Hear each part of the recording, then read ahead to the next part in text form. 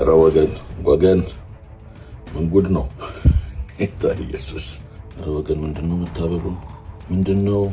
ኧረ ተው፣ እግዚአብሔርን ፍሩ። ጌታ ኢየሱስ!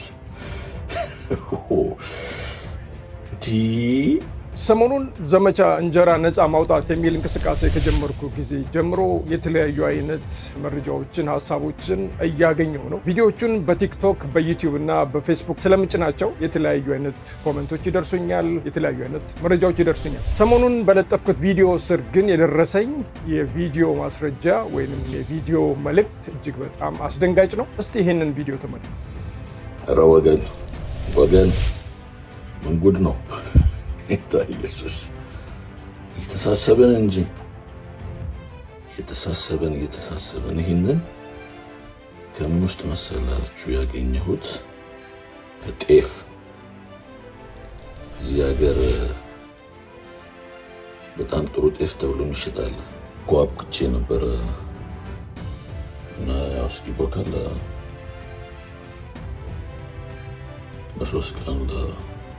ለሶስት ቀን አብክቼው አስቀምጬው ነበርና ሻገተ፣ ቡኮ ሻገተ ማለት ነው። እና ቡኮ ሻገቶን ሳየው በቃ ልጥፋው ምናምን ብዬ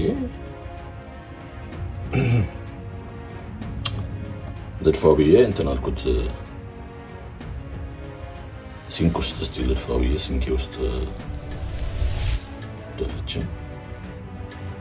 እና ከላይ ይሄ እንደዚህ ጌታን ሌየሩ ራሱ ቀላል አይደለም። ወገን ምንድነው የምታበሉ? ምንድነው? ኧረ ተው፣ እግዚአብሔርን ፍሩ። ጌታ ኢየሱስ! አስበው። ይሄ እንግዲህ ከትንሽዬ አማውንት ጤፍ ውስጥ የተገኘች ናት እችኛዋ ይሄ እና ከሙሉ ውስጥ ደግሞ እንግዲህ እንደዚህ አይነት ስንት ነው የሚገኘው ወገን? ጌታ ኢየሱስ! ምህረት ለነጋዴው፣ ምህረት ለእኛ፣ ምህረት ይብዛልን አባቴ። ጌታ ኢየሱስ!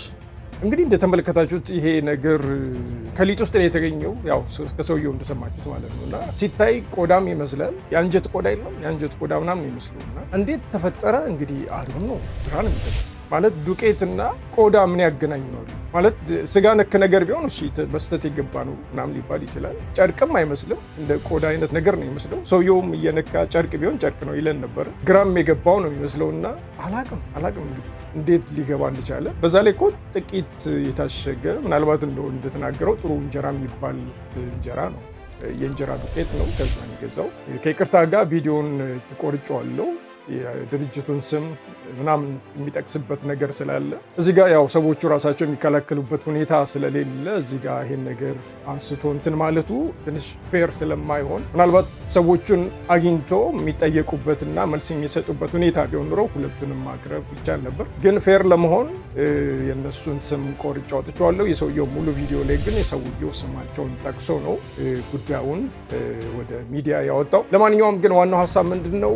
እንድንጠይቅ ምን እየተከናወነ እንዳለ ፊት ለፊት ወጥተን እንድንጠይቅ፣ በየጓዳው ማጉረምረም፣ መነጫነጭ፣ ሌላ ይሄ ነው ያ ነው እየተባለ ያልሆነ ነገር ማንሳት ሳይሆን ጉዳዩን ወደ ሚዲያ ወደ ፊት ለፊት አውጥተው እንድንጠይቅ፣ እንጀራ አቅራቢዎችም ደግሞ ፊት ለፊት ወጥተው መልስ እንዲሰጡ፣ ለሚደረገው ስህተትም ካለ እንዲታረም እንጂ በጓዳው ተድበስብሶ መቅረት የለበትም ከሚል አንጻር ነው ጉዳዩን ወደፊት እያመጣን ያለ ነው። ይሄ ግን በጣም የሚያስደነግጠው ሌላውም እንደዚህ አጋጥሞኛል ያለች ሌላውም ኮመንት ላይ እንደዚሁ የጻፈች አለች። እኔም ይሄ ጉዳይ አጋጥሞኛል ምናምን ያለች። እነዚህ ነገሮች ወደፊት እንዲመጡ ወደፊት መጥተው ደግሞ እንጀራ ጋጋሪዎቹ የሚጠየቁበት ሁኔታ እና መልስ የሚሰጡበት ሁኔታ መፍጠር የግድ የሚለን ይመስለኛል። በአጠቃላይ ግን በጣም ነው የሚያስደነግጠው፣ በጣም ነው የሚያስፈራው። ምክንያቱም አንዳንድ እንጀራ የሚያንጸባርቅም ነገር አለው። አይታችሁ ከሆነ እንደ ላስቲክ የሚሳሳም ነገር አለውና ያው ዘመኑ እንግዲህ በጣም ከባድ፣ ሰዎች በገንዘብ ፍቅር በጣም የተለከፉበትና ለሰው ሕይወት ምንም ደንታ የሌላቸው ሁኔታ ነው ያለውና ከዛ አንጻር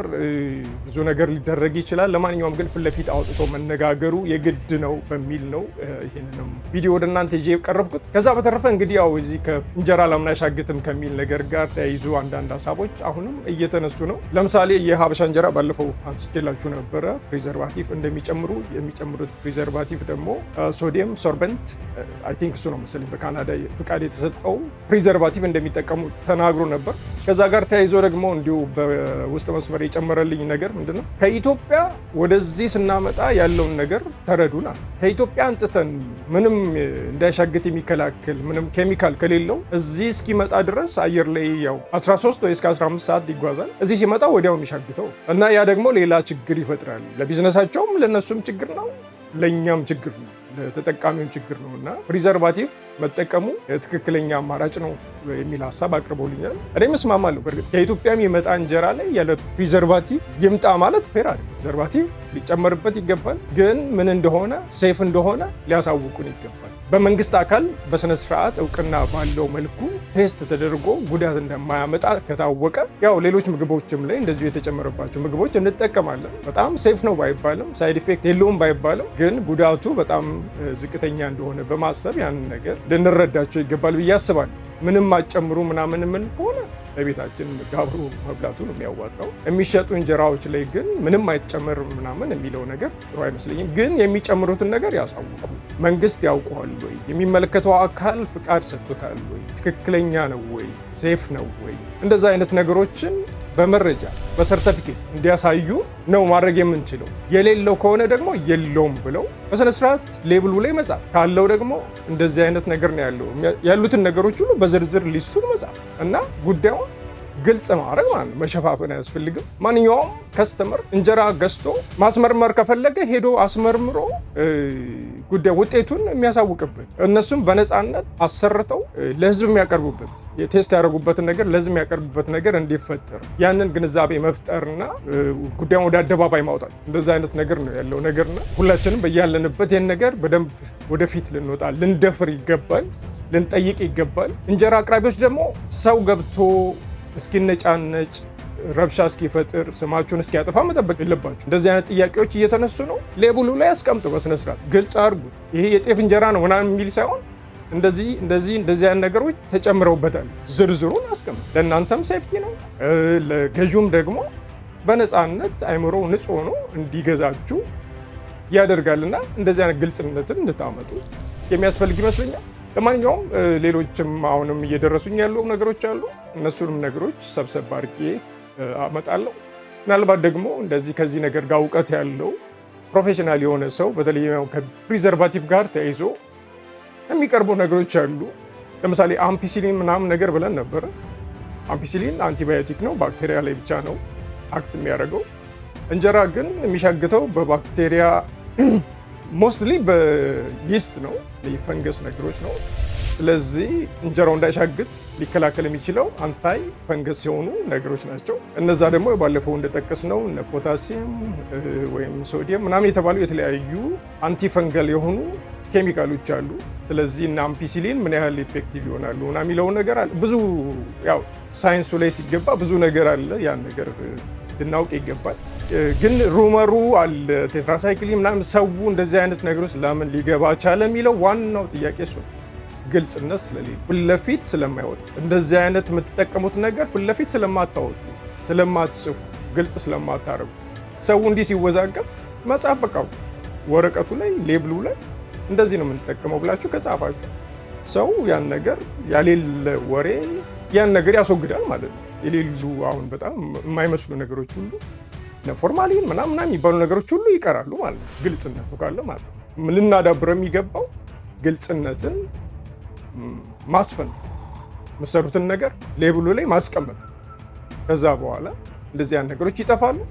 ሰው የሚበላውን እያወቀ ይበላ ማለት ነው። ፕሪዘርቫቲቭ የሌለው የሚፈልግ ከሆነ እኛ ይጠቀሙትን ሄዶ መግዛት ይችላል ወይ ቤቱ መስራት ችግር የለውም። እበላለሁ ካለ ደግሞ እያወቀ ይበላል። ይሄ ለሁላችንም ሴፍ ነው ብዬ አስባለሁ። አብራችሁን ስለቆያችሁ አመሰግናለሁ። መልካም